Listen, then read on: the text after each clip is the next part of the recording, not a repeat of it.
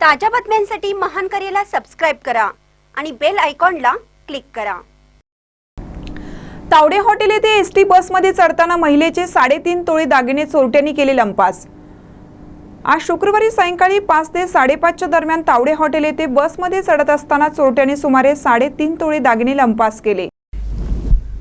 घटनास्थळावरून मिळालेली अधिक माहिती अशी की मेघा संदीप मनाडे राहणार तावडे हॉटेल गांधीनगर रोड मनाडे मळा गांधीनगर या उन्हाळी सुट्टीसाठी आपल्या मुलीसोबत माहेरी इचलकरंजीला निघाल्या होत्या।